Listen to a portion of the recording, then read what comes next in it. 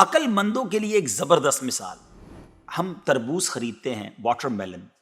مثال کے طور پہ 5 کلو کا ایک تربوز ہم نے خریدا، اور جب اسے کھانے لگتے ہیں تو پہلے اس کا چھلکا اتارتے ہیں نا. 5 کلو میں سے کم از کم 1 کلو کا تو چھلکا نکل جاتا ہوگا، یعنی آلموسٹ 20%، 20% تو کم ہو جاتا ہے. مگر کیا کبھی ہمیں افسوس ہوتا ہے اس کا؟ کیا ہم سوچتے ہیں کہ ہم نے تو تربوز چھلکے کے ساتھ خریدا ہے، چلو آج چھلکے کے ساتھ ہی کھا لیتے ہیں؟ ایسا نہیں کرتے نا. اسی طرح مالٹے کا بھی حال ہے کہ ہم خوشی خوشی سے اس کا چھلکا اتار دیتے ہیں، حالانکہ ہم نے چھلکے سمیت خریدا ہوتا ہے، مگر اس چھلکے کو پھینکتے ہوئے ہمیں کوئی تکلیف نہیں ہوتی. یہی حال مختلف پھل اور سبزیوں کا ہے.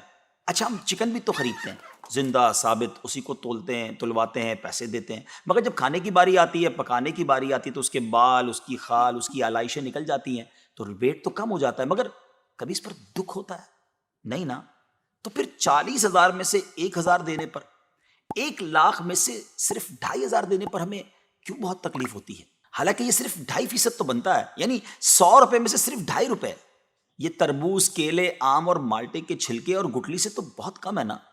اسی تو زکوٰۃ فرمایا گیا. ہاں، ایک اور بات، سال میں ایک ہی بار دینا ہوتا ہے. مالٹے کا، تربوز کا تو ہر بار چھلکا اتارنا ہوتا ہے نا. یہ 100 روپے میں سے 2.5 روپے یا 1,00,000 میں سے 2,500 روپے سال میں ایک ہی بار دینا ہوتا ہے، اور اسی کو زکوٰۃ کہا گیا. کیا برکت والا کام ہے یہ. مال بھی پاک، ایمان بھی پاک، دل اور جسم بھی پاک، اور معاشرہ بھی خوشحال. اتنی معمولی رقم، یعنی 40 روپے میں سے صرف 1 روپے، اور فائدے کتنے زیادہ، اجر کتنا زیادہ، برکت کتنی زیادہ. تو اب اپنی زکوٰۃ ہم نے پوری دینی ہے. اپنی زکوٰۃ اپنی دعوت اسلامی کو دیجیے، اور دین متین کی خدمت میں اپنا حصہ ڈالیے.